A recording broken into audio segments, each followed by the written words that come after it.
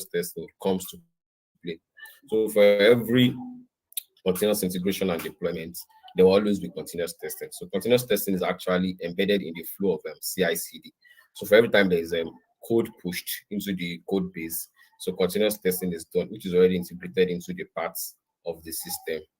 So just like a brief intro for us to understand that, for us to understand what we are actually into, we're actually into continuous integration and then continuous deployment. So continuous testing comes in between integration and deployment. So streamlining API testing. So as we all know, API testing is a crucial component of software development, ensuring that application interfaces function seamlessly and delivers accurate results. In today's fast-paced technological landscape, efficiency and accuracy in testing are paramount. I think we will all agree that UI will be very baseless if the APIs are not functioning very well. Can you hear me? Like, I always want to know if we are following. Yeah, we can hear you. All right, thank you. This is Yeah. just, like just to have something to show before we go into the practical section. So we all know that API is very Yes. important. So a system will cease to exist if the APIs are not functioning very well, because the UI is useless without the APIs, definitely. That is why we start our testing most times from the back end, which is an API test. We do the API test. Once the API test, once the endpoint are well functional, then developers can start integrating on the front end. So that is why it's very paramount for us to, test our APIs efficiently and accurately. So more like introduction also, I think we are all familiar with GitHub, but for the just for people who are not really familiar with GitHub, because we have several platforms that offers this service. GitHub actually offers. We have Bitbucket, GitLab, and some other tools like that. So GitHub is a widely used web-based platform for version control and collaborative software development. It allows developers to work together on code, not just developers actually. It allows engineers generally to work together on code, manage changes, and then collaborate on project efficiently. So one of the powerful features within GitHub is the GitHub action, which takes automation to the next level, which we are all going to see this morning. So a brief overview of GitHub Action. It's an automation platform integrated with GitHub repository. So we'll not be talking about GitHub Actions if we're not even talking about GitHub to start with. So you must actually have a GitHub repo before we start talking about you using GitHub Actions. Definitely, there is nothing like GitHub Actions without the GitHub repo. You understand? So it seamlessly automates workflows, including building, testing, and deploying code. It is also ideal for CI/CD pipelines because it provides a unified platform to manage and monitor automation tasks. So just like a brief, what are the benefits of optimizing Postman Tom collection is breaking. execution? It's breaking. Can you hear me now? Sorry, is that general? Hello. It's not No, we can general. hear you We can hear perfectly. you. I think it's his network. We can hear you. Can hear you. Okay, that's okay. Then I'll just proceed then. So, what are the benefits of optimizing Postman collection execution? So, it helps in accelerated testing. So, there's also consistent in testing. So, there's consistency in testing, right? So, it helps us reduce the manual testing time, allowing faster iteration cycles, because then we can always, just on a click, we can just get our whole collection. It runs like in a click or in a push, so to speak. Yeah, it also helps and aids consistent in testing. It also improves quality, like early detection of issues. Just imagine when they push to the code base, there's a trigger that tests the whole code base immediately. So for every push, a test is going on. So it helps us to manage the code quality. So if there is any issue, we can actually detect such issue as early as possible. So which in overall enhances our software quality. So there's also enhanced collaboration. So GitHub Actions foster collaboration by automating tasks across team. So depicting the GitHub action workflow for Postman collections. Why I'm doing all this is because when we now start talking about the workflow, so we have a good understanding of what we are looking into. So this is like more like let's say a breakdown of what GitHub action does. So we will always have the checkout repository. So it fetches the latest code from the code base, right, from the repo. So it's we also do what we call the setup environment. We configure our environment. So in this case, we configure our Node.js environment because we're running a Postman collection, which is written in JavaScript. We always need Node to run that, right? So we also install our Newman just for the for Postman command line too, so which is going to run our test for us, right? So we get the breakdown of our tests using the Newman to execute collection. So then we after installing our Newman, then we run our Postman collections and the test under it. So we also display results. So that's the function of the Newman in this case. It helps us to display the result of the test we just ran. So the basic structure and the key component of a YAML file, because the workflow will cease to exist, right? If we don't have a YAML file. So the YAML file is used for the GitHub action, right? So basic things that you might be seeing in the YAML file. Sorry, 1 minute. All right. Can you hear me now? We can hear you. We can hear you. Hope I'm not too fast. You are trying. All right. I'll calm down a bit. Sorry. I can be very fast sometimes. That's why I like to ask if people are hearing me or they are getting me. If you want me to go back, I can actually do that, but I can always call my attention if I'm too fast so that I can repeat myself. So the basic structure and the key component of a YAML file for GitHub action. I believe all those I've said before, we are all familiar with it because I know people that are here are either developers or software quality assurance engineers. So and I believe we all understand CI/CD, Postman, API testing.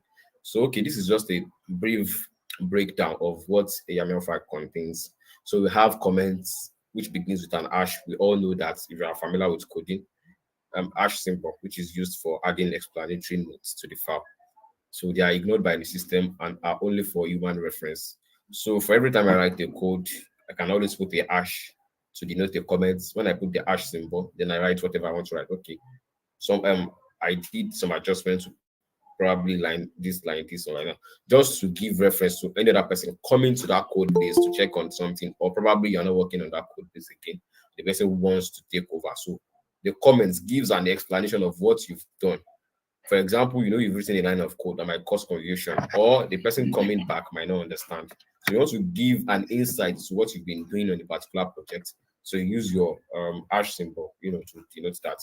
So and the YAML file structure also goes in the key value pair. I know when we write our codes, you understand what is called key value pair, just like we're doing the objects. You understand the key value pair. So the basic building block of YAML file is the key value pair. You see that if you see the structure of the YAML file, you understand what I'm saying better and you appreciate it better. So a key is followed by a colon, which I know we are all used to, and a space, and the associated value is placed just after it. So this forms the basis of defining configurations. You understand? But then we also have lists. So lists are denoted by hyphens followed by a space. They are used when we have multiple items under a single key. Like we have a key, let's say car colon Toyota. Then we start listing. You understand? They'll start listing probably the features of the car. So list will come having an hyphen, which is contained under the key value pair or a simple value, right? So the YAML file also supports nested structures. So YAML supports nested structures using indentations. We use indentations when we want to nest things together. So to indicate nesting, you add space or tab, understand, before the key of the nested elements, right? Should I take this again or proceed? Take it again. Yeah, please take it again. All right, no problems. So what we are doing here is just to give us a breakdown of the YAML file. What the YAML file typically contains.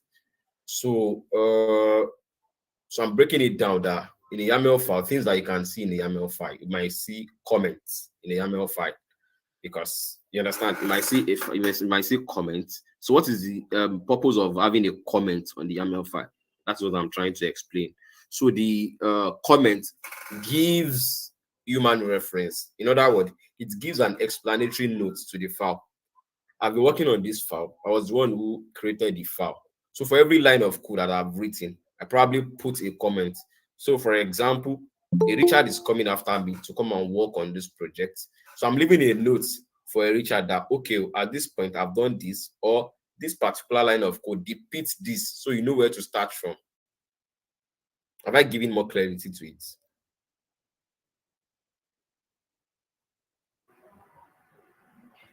Yes.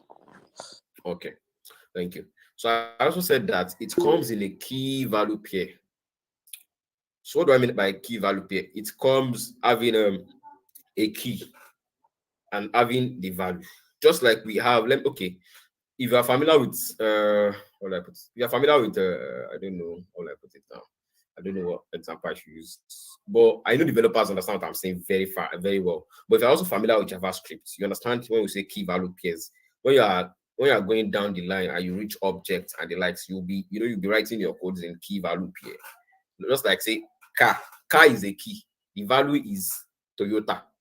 You understand? That's key value pair. So the key has to come first, followed by a colon and a space. Then you put the associated value just in front of it. To form, this is what formed the basis of defining the whole configuration. Am I making sense? Because YAML itself, right? YAML itself is a mock-up language, mostly used for configuring an environment. Because we are setting our workflow now. That's why we need to understand the structure of YAML, which is used for GitHub action. Can I proceed? Yes, you can. Yes, you can. All right. So we also said we have lists.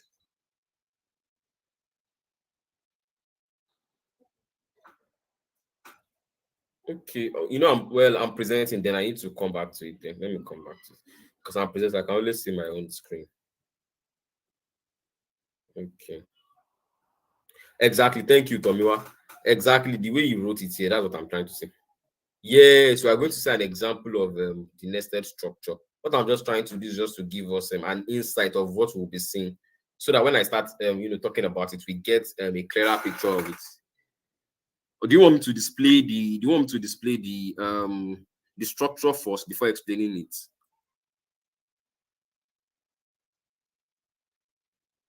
Better. Can anyone hear me? So. Is that fine? Yeah, it will be fine. Yes. Okay. Okay. If that no problem, no problem. Let me just. First.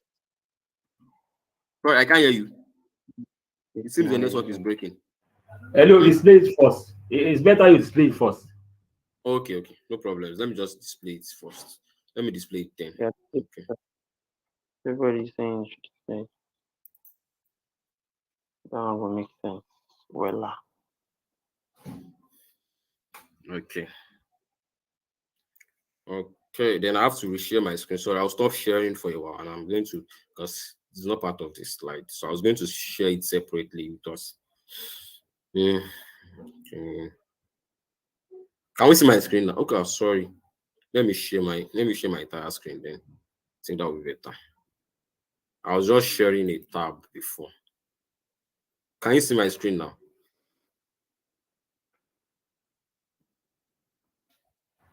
It's coming up.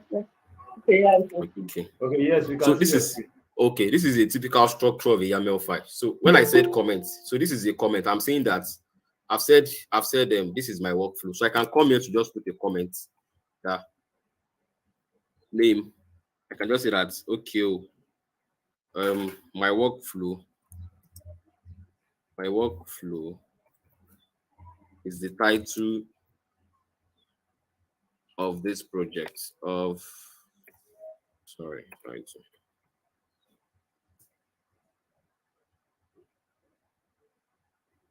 You understand? So if another person comes to this place and sees this comment, he knows that, oh, I can actually change this name. I can start to change this name to my work. You understand? Or for my work. You understand? So this comment, this hash symbol, this hash symbol, the code does not recognize this. It does not run this with whatever is running on this system. You understand? That's why it is denoted in hash. Exactly. Yes, it's clear now. Okay. So maybe I'll jump in. Yeah, When I said actually, it's clear now, right? So when I said yeah. key value pairs, when I said key value pairs, what I meant is this is the key. Name is the key, right? This is name. This is the key. Colon, and there's a space, right? And this is the value. Name is the key. My work is the value. Does it make sense now? That's clear. Okay. Very clear. Okay. Yeah. All right. We probably will be jumping in between. We'll jump from the screen and then back to this thing. Let me just, where is this slide again? Yeah. Okay, so like I said, the key value pair, that one is clear now. So lists are denoted by hyphens, followed by a space. So this is just an example of a list. So if you look at this one now, you see. So look at this step. It has a lot of lists under, denoted by hyphens. Can you see? Yes, you can see. Also in key value pair, because that is the defining structure, the defining configuration of a YAML file. It has a key and it has a value. But these are lists. That is why they are denoted by this hyphen. Does it make sense? Yeah, it does. Okay. Yeah. So we said it supports nested structures, just like you can see here. You can see that all these are nested under steps. So you can nest a lot of things. Look at this one, for example. Main is nested under branch. You can see it's nested under this. A list nested under this. Look at all these lists are nested under these steps. Does it make sense now? Yeah, it does. It does. Okay, Good. thank you. Yeah. Thank you for calling my attention. So wherever it is not clear, I can always go back. All right. So then we define our workflow name, the name of your workflow, which you specify at the start of the workflow definition, like I pointed out earlier. So this is section that defines events that triggers the workflow. So it can include various events such as pushes, pull requests, or scheduled intervals. Look at it again. So this is on. This is where you define how you trigger the system. So here we are saying that on every push, now we have a repository, right? We are all familiar with repositories, right? Exactly. Am I right? Right. Be it GitHub, be it GitLab, although I'm familiar with GitHub, right? So that's the repo I've been using for a very long time. So everybody has we have different branches on the repo, right? So when everybody comes together to work, they work separately on their own local machines. So for every time they want to come together to submit their code, they push to a branch. Is that they all push to a branch, right? Exactly. Yes. Go ahead. So what you are telling this system is to do is that for continuous integration's sake, we want to integrate what all of them have done. So for every time everybody finishes their own part of the code, they push to the branch. For example, even before they push, sometimes they pull. They pull from a branch so that the code are in accordance, right? So that it doesn't break another person's code, or the codes are not just jam-packed. So the person is pulling from the branch because he wants to have the history of what has been added to the branch, so that his own local branch is not ahead of the main branch. You understand? Whichever branch it is. So he's not ahead of it, or the main branch is ahead of his own code base. You understand? So is either he pulls first, then he pushes to the branch. So what we set this thing to do, because on is what sets the trigger, is that okay, after they've all pulled whatever they want to pull from the branch, it could be main branch, it could be dev branch, it could be staging branch. Then what we trigger this workflow is push. When none of them push, they push. When none of them pull from the branch, they push to it. So once they push, there will be integration immediately, because it has been set in the pipeline that for every push into the system, integrates. We may not really understand it in depth now until we see the whole flow. Then we sit down and then process it again. Can I proceed? Yes, you can. Okay. Okay. I have a So we question. say job. Sorry. So what Okay. happens when? So what happens in between when they say they do a pull request and they before they merge or something like that? So that's why I say that.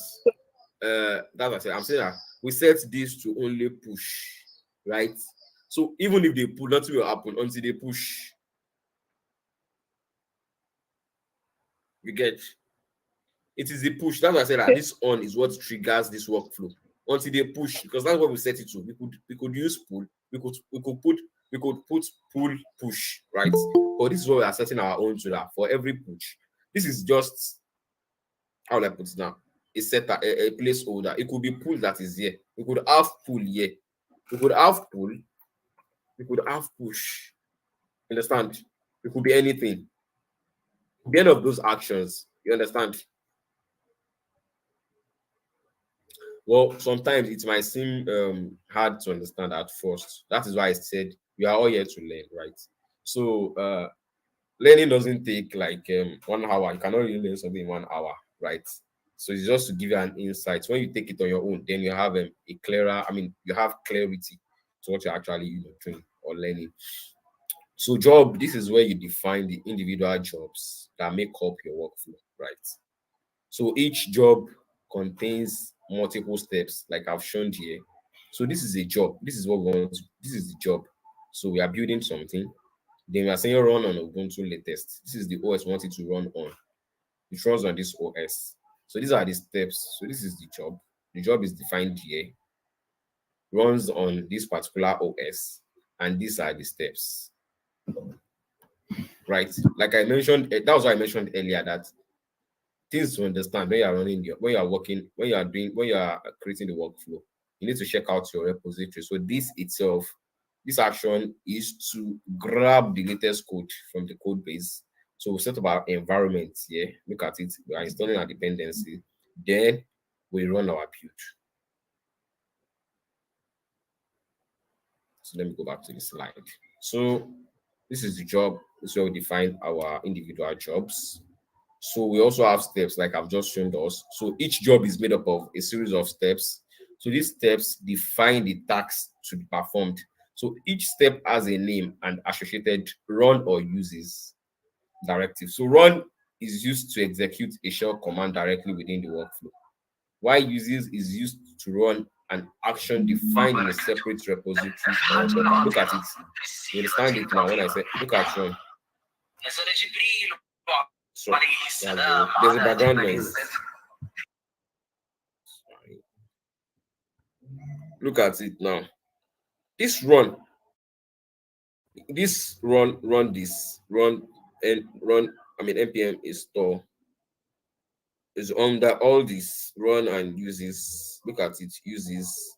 They are under steps. So this is what we want to achieve for this job. We want to run all this. So these are the steps. It checks out. Then it set up our environment, set up our dependency, then it runs our build. So we also have environment variables. So you can define your environment variables that are accessible within the set of your workflow.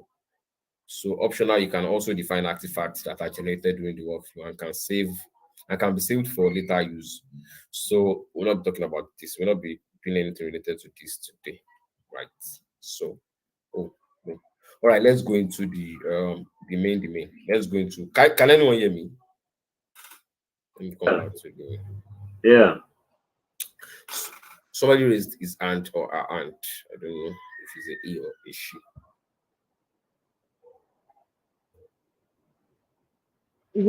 Thank you, Koriwa. Sorry, go on, please.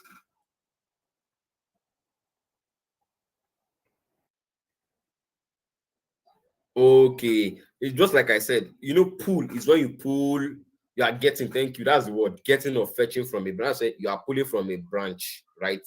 So pull is like you are updating a branch. You are pushing to the branch to update the branch with the new code that you've written.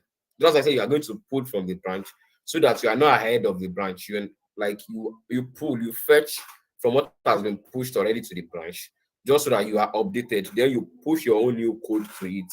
So any other person that is going to that branch will also pull before they push, so that they are not missing anything that has been updated in the branch.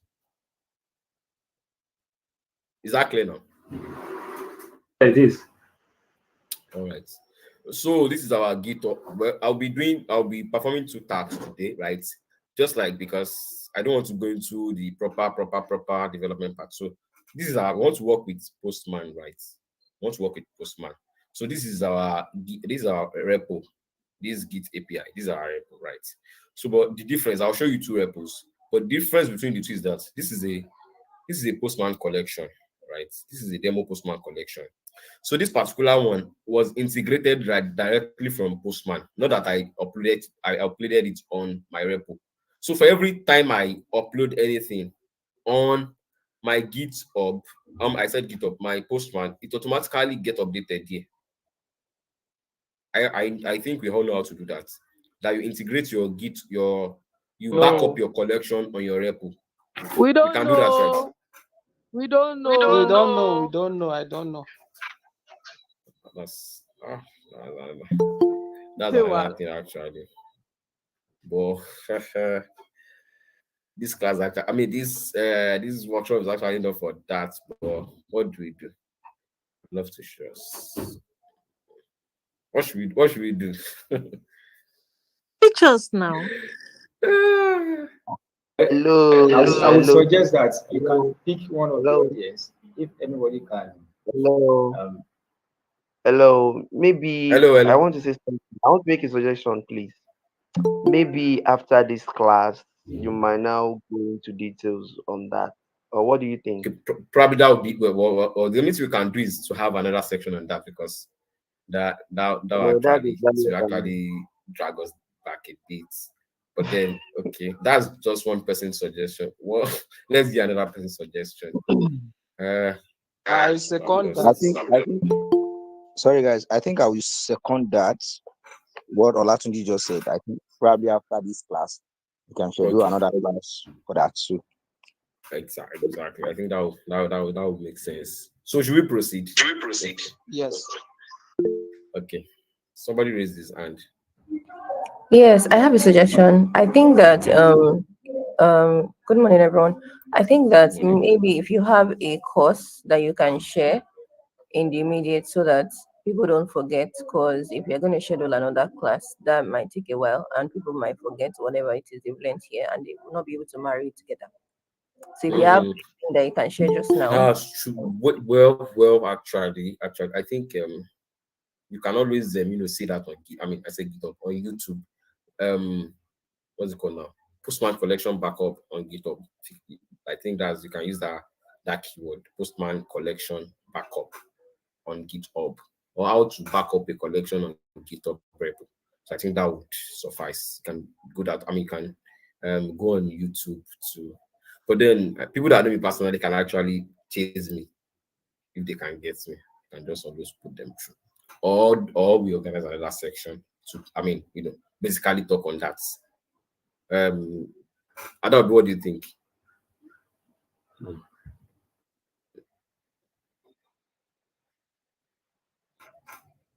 But I'm not sure. But we'll talk, Sha. We'll talk of this call, because I know it was even hard for you to get me to this call, like today. So it was hard, but thank God I'm here today. Yes. So okay. Let's do the first one. Let me use this one first. Let's use another one. Am I still on this call? Okay. So you don't mind the number of repos I have. They are just I have a lot of nonsense work here, but then never mind. So let's use this first. I think this one is a bit better. So what I did here, this is another repo. So in this case, what I did here was just to upload. Did I upload or I pushed it here? I'm not sure, but whichever way, you can actually upload your collection. So I think we all know how to download our collections, right? From Postman.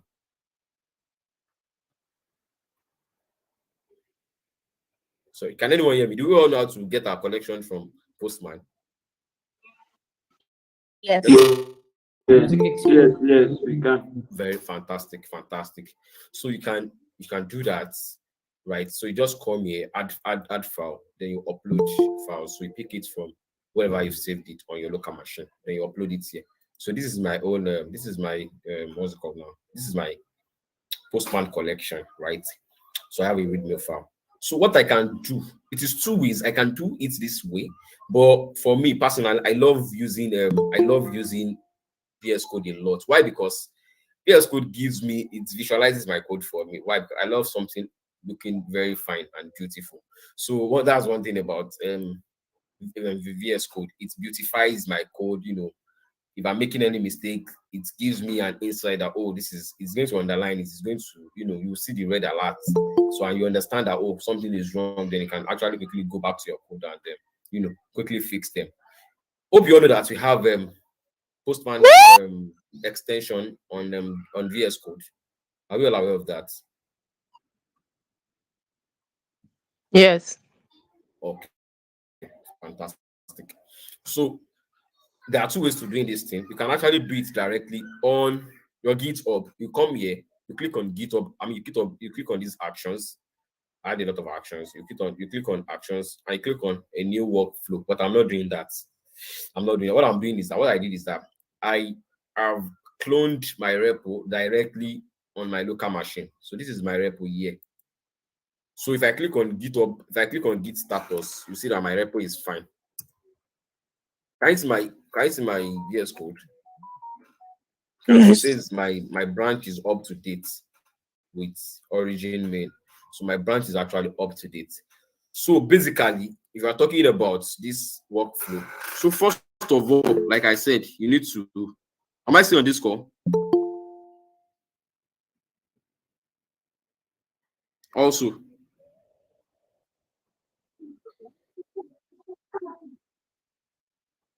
so it cut me off. Okay. That must have been a mistake, sure. Okay.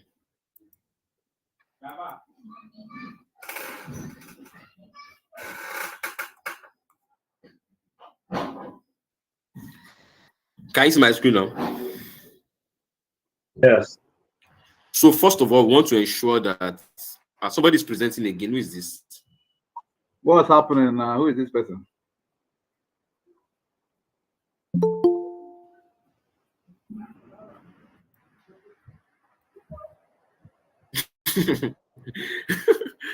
Really, it's actually funny. Probably the personal system is misbehaving, most likely. Chimika, please, I cannot.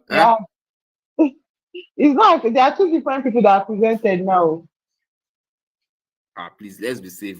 Should we come another time? I cannot afford somebody hacking into my system. My beg. No,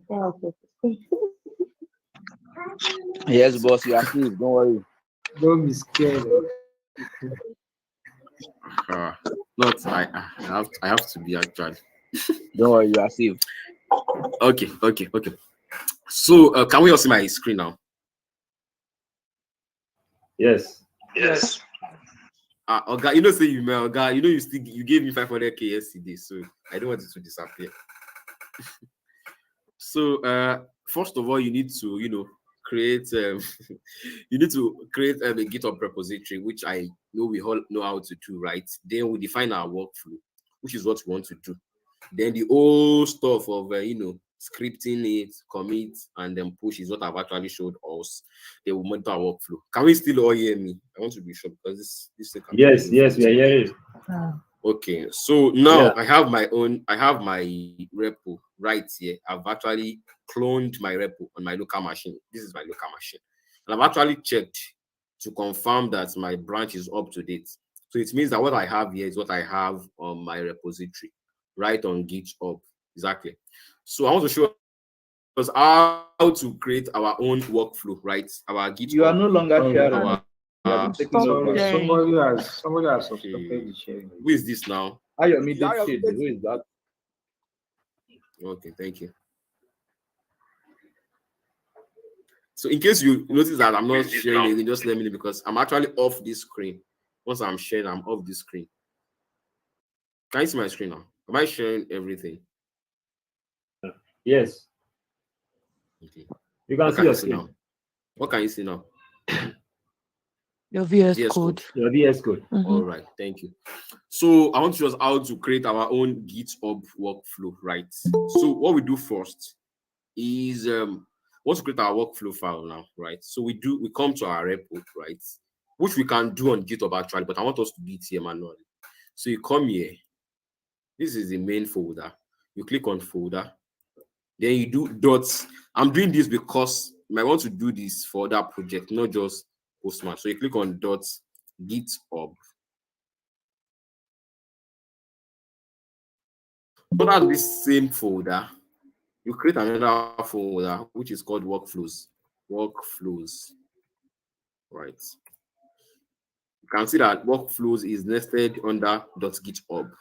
So it is under this workflows that we create another file, which is a dot, which has a YML extension, which is our YAML. It is pronounced YAML, but then we can say test. You can say test dot YML, which is our YAML file. I'm having this because this one is empty. So in order not to waste our time, this is our collection, right? I've actually prepared my own workflow. Yes. You're Right? not So presenting. this is our collection, You're not right? presenting. You're not Presenting now. presenting. There's somebody Now This else. is interesting. Somebody. Somebody's kicking can me we out, just too. I don't understand. They keep doing Yeah. that now. Who are these ones now? Who are these ones now? Please remove them. serious. This is serious. All right.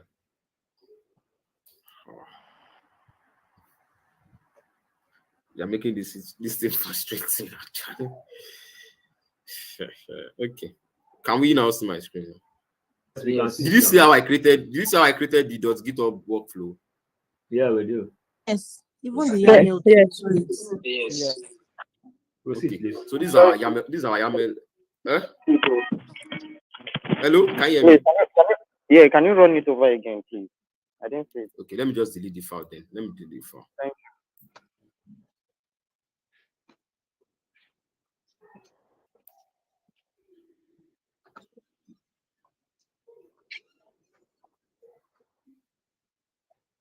What's the problem?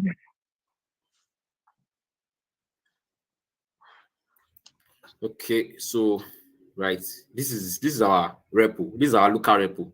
This is our repo on our local machine. So we are creating a .github folder, .github folder. Under our .github folder, we're also creating another folder which is workflow. Workflow, right? Workflows rather. So that is our workflows. We want to create our file, our YAML file, which is what actually helps us run the whole stuff that we're talking about since. So we could say test. So, and we have to be careful about the extension. It is a YML extension, right? It's a YML extension. So I have my own. I've written out my what's it called now? I've written out my stuff. So let me just pick it. Where is it? So for that we are running. Okay, this is it. A minute.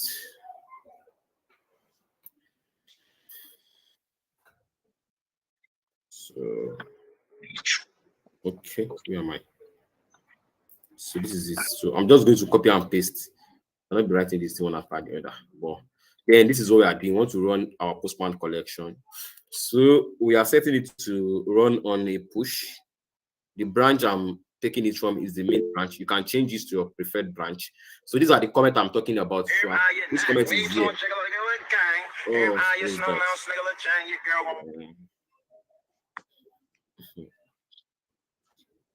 are we together? Yes. Okay, this comment here is just to explain to us that okay, this is our main branch. You can change this to a preferred branch, to your preferred branch. So somebody's interfering. Why are people behaving like this body? God help us. Can you hear me at all like this? I can't hear anything. They've taken over you.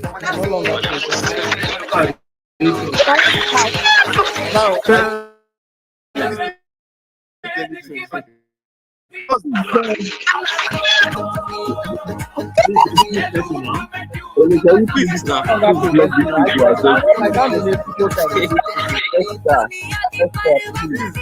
Esther, block them out. Please, can you block or remove this person? I don't know. Although this is For some expected, reason, I'm actually, getting this is scared expected, because I but don't think not this about is to safe. remove them away. Please, what is happening though?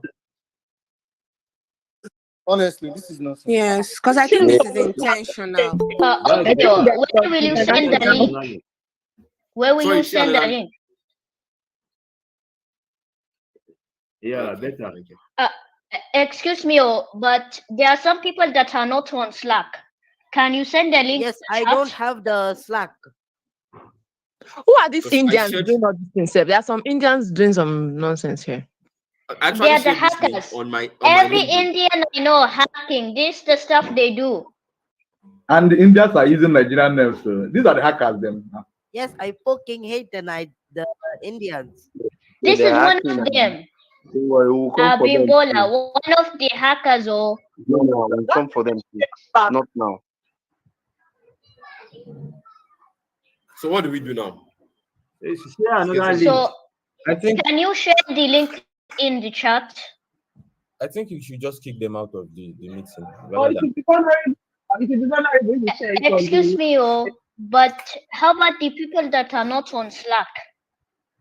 If you're not on Slack, that means you're not part of But no, us. Simple. No. Okay. The community. How do can you send me the Slack, please? Okay, the thing is that I also shared this on my personal LinkedIn account. I don't know, most likely. Okay. How many people are That's not fine. on Slack? Okay. If they are not on Slack, just So click. how do I join the Slack? I think we should add this person privately on our own on Slack. Yes, Sharing add the me Slack here, privately. they will join us on Slack. They are joining from LinkedIn. It happened to me before on another meeting. So can you whoever tell- these people are still here. So I think we should invite the people who want to be part of our Slack. Better. Okay, This is can you serious. privately invite me to the Slack?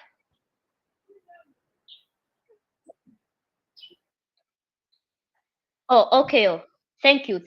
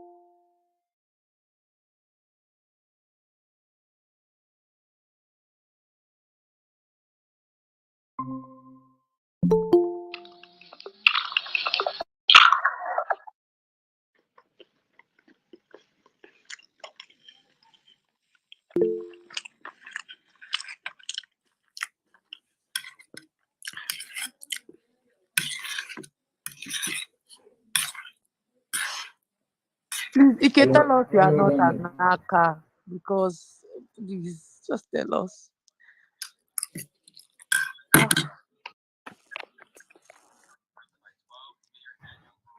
Okay, Daniel, please can you mute yourself, please? Please, admin, can you is this section recorded so we can visit it later? Thank you. I think Ike is one of the hackers who I fear. I'm not a hacker. I want you to are eating and we are here.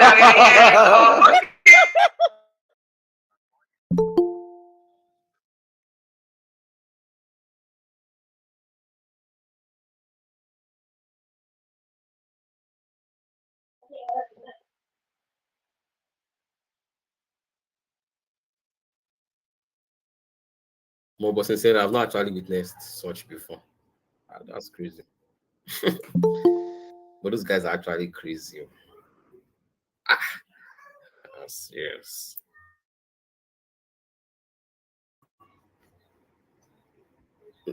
Oh, I was just tempted to do that this morning because I know some people might want to join just for knowledge, But then this is serious.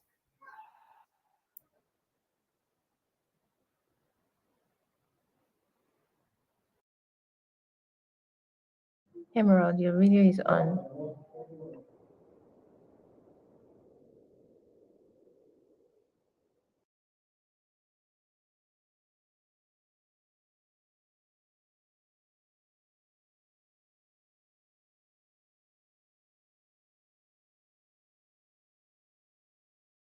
Okay, it continues recording like this, but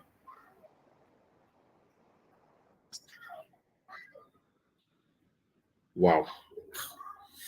Okay. It's unfortunate that all those funny parts would have been recorded, Sha.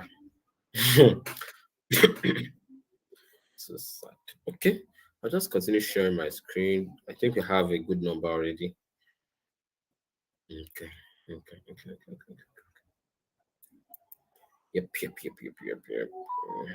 What's this? All right, I'm sharing my screen right now. Sharing the entire screen. Okay, let's just continue from where we stopped.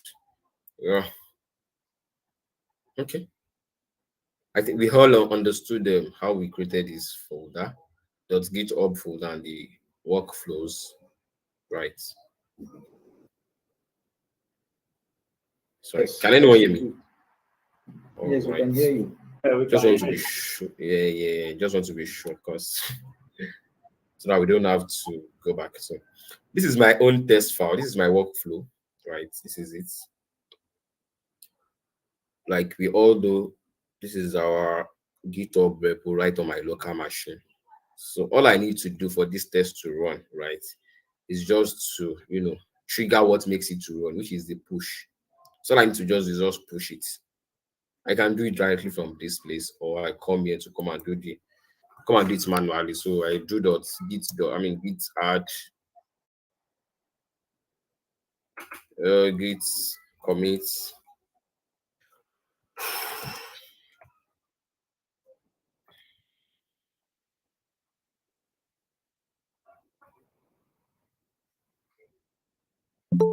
API demo. So then I do the git push origin.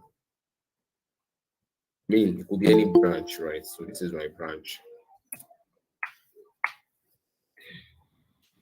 So everything is gone.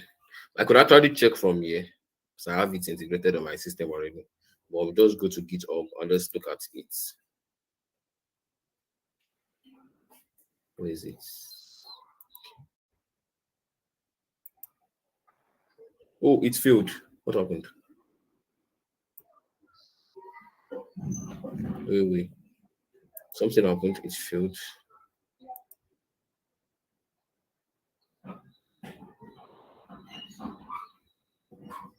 No event triggered in on. No, That's not possible.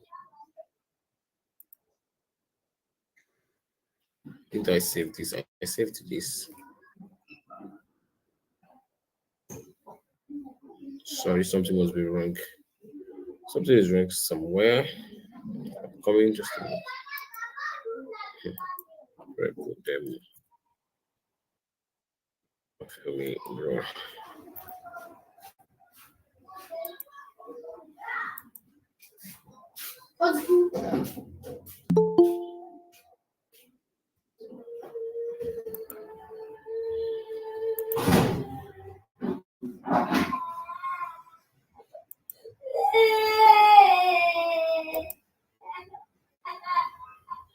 So I think what happened was I didn't save what I did.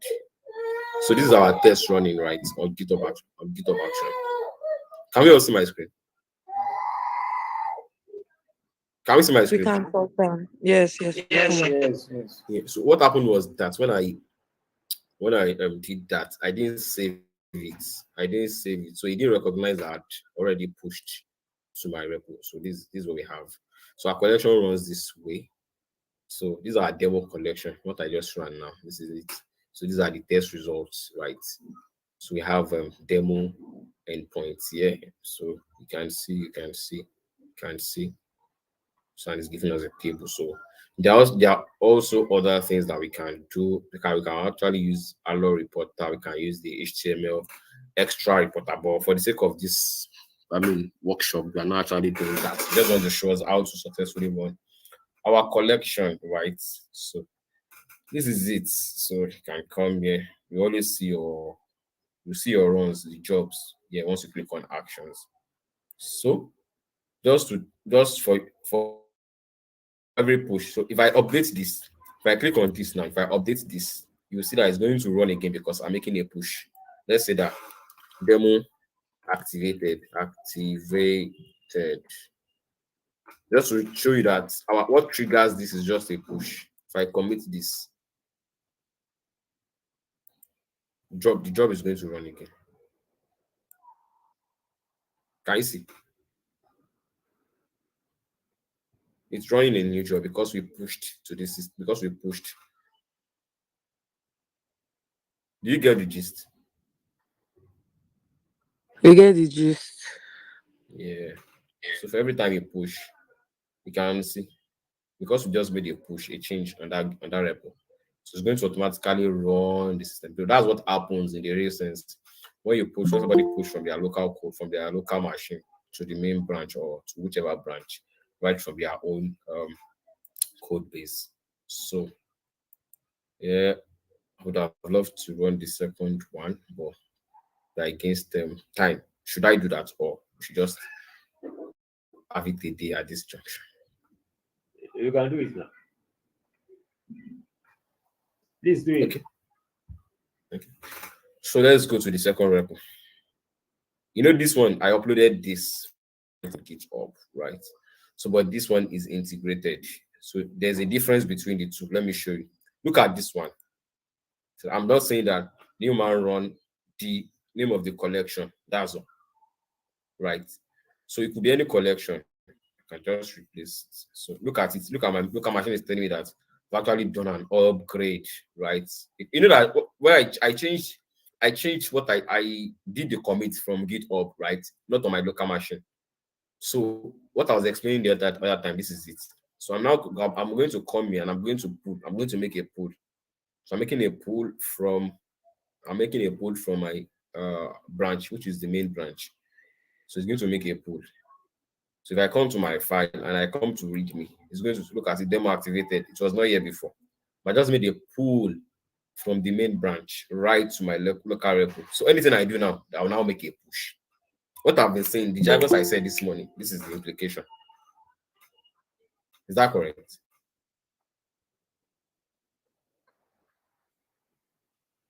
Can anyone hear me? Yes. Oh, yes. Correct. Yes. Okay, yeah. I'm not on the screen actually. So let's do the second one. So this is my second repo. So in this case, we have our collection. Look, let me show you the repo on GitHub. So this is the repo. Let me just put my to here.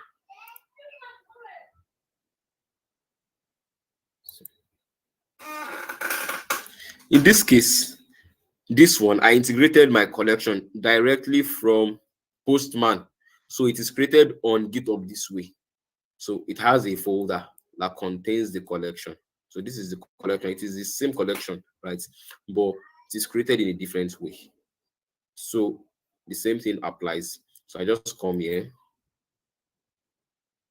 Sorry, let's repeat. So I have it on my local machine. So what I need to just do is just to create the same thing, the same process that we did for that. Create our workflow. We are going to create our workflow, right? So that's GitHub, not this way, bro. Not this way.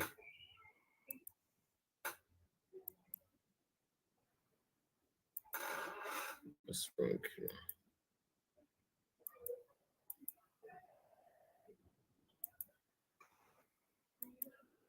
Yep.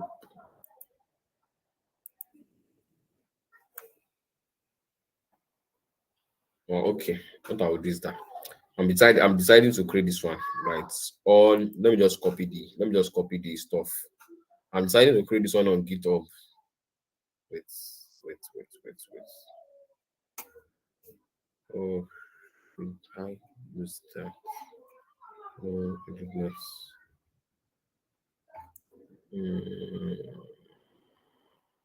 Okay. Is it my demo form? Okay, no worries. We can just copy this. Oh, I thought I.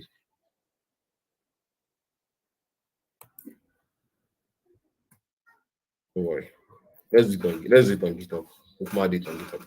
So let's come here. We come to our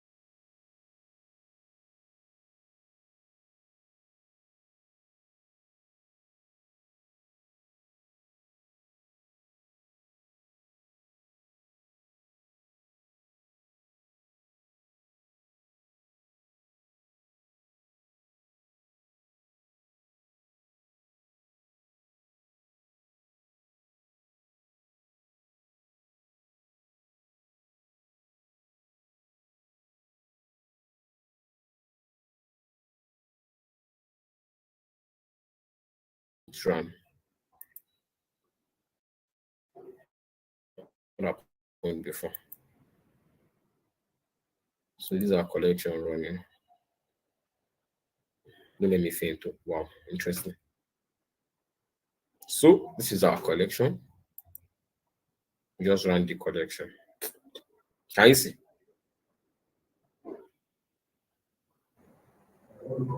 Yeah. So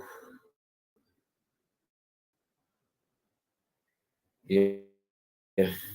So this is how you also run if your Postman is already backed up on your repo directly. You can see it's created the .github workflow extension for us like ASAP without stressing ourselves to do .github blah blah blah.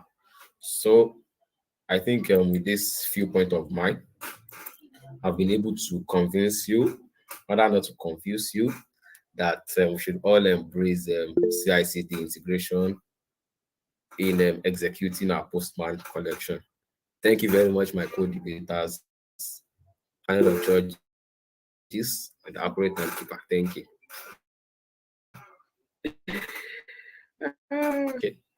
Okay. I hope I can answer anyways. But I can see big men on this show, so if I can't answer, they'll probably give a good response. Can go on, please.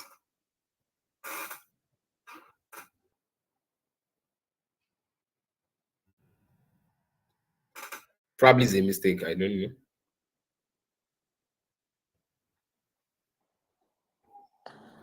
I have no question. I'll just like. Please, can you go over the last? Hello. Please, Tutor go over the last thing he did. I didn't see what he was doing. Like, hello. Oh, for that, probably you might want to watch. Okay, Because I'm actually done. okay. Okay. The thing is that let me just quickly show you. I think I can do that. Let me just show you. I don't want to start the process anymore. I'll show you. So what I did is that I came here. I came to actions. You know, the first one we did, I created the whole workflow from my VS Code and I pushed Yes. to this rep. So Yes. this time around, what I did was that I came to collect actions and I clicked on this new workflow, right? Okay. I clicked on new workflow. Once you click on configure, it's going to automatically create a .github/workflows folder for you. And Okay. it automatically creates your YAML file also. So you just edit your YAML file to your taste, to whatever you want it to do. Is that correct? Okay. So once you commit the changes like this, it's going to run. Okay. Does that make sense? Yes. Okay. So that's pretty much it. Yeah. I can always, reference the recorded video to, watch it again. Two people or three people raised their hands. Sorry. Godwin, can you? Okay, thank you for the opportunity. Good morning, everyone. You said you can. What I really want to ask is how to take the whole stuff back to a local VS Code. Like if you want to take it, for example, you pick a repository, then how do you get that? There's one package JSON file because I remember if you clone anything on maybe GitHub to VS Code, you usually have maybe a package.json file. So how do we get other folders created? Well, I don't understand what you're saying, but then the only time I know I create package.json file, yeah, it's probably maybe I want to install Cypress or something. But I don't know of package.json Like, hey, file. see what I mean? This Git, sorry, I mean this Git. Oh, you've taken away that. Can you open your VS Code, please? This file we have demo API.postman. How do you get that file? Oh, you didn't get the gist. So I uploaded it on my GitHub repo. So I can do it two ways. I can either clone a repo. I can create a repo and clone it directly on my local machine, right? Then I export my collection from Postman. I export it on my local machine also. then I move it to my local repo, right? Then I push again to GitHub to update it. Does that make sense?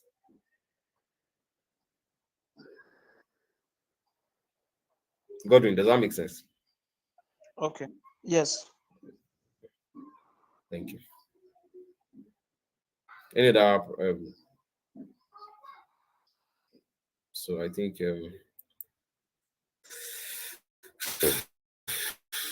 are good to go, right?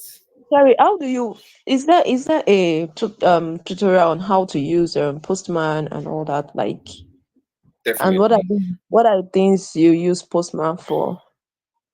Oh, that's a separate lesson, right? I think you can always during case to have a 4 hours like free course on Postman, so you can always check like I can't really remember the channel, but if you join testers community, I'm sure all these things, they are cheap things. I can always you can I think I know there are a lot of references on them. I mean testers quota where you can get all these resources for free. So are you part of testers quotas community? Yes. You can always ask there. Definitely somebody who has the connection is going to drop it for you. You can just ask that question there. Yes, to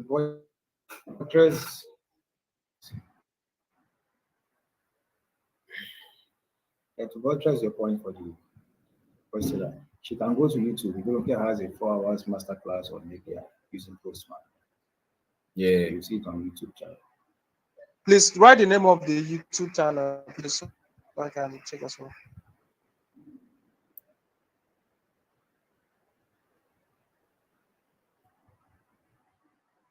Testers Quotas on YouTube.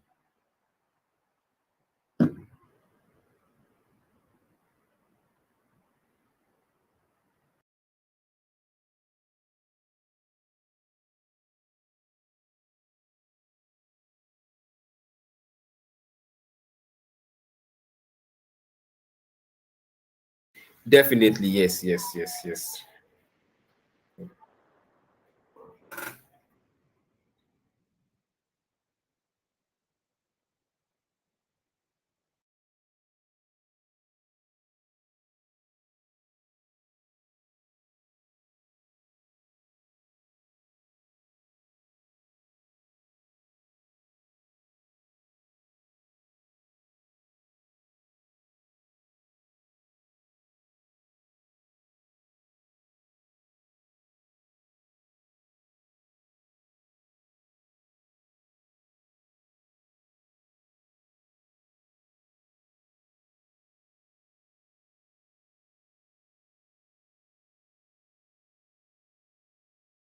All right, I'll drop that for you on Slack.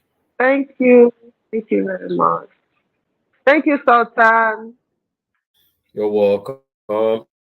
Thank you for listening also. Thank you very much. You're welcome. Thank you, Sultan. everybody. Thank you, Sultan. Sultan, I hope when next we call you, you would come and not be scared of the hackers. You can ask testers quota. Actually, it took me like a month to be here. Low. My AP have low. No, it's Indian hackers. I beg.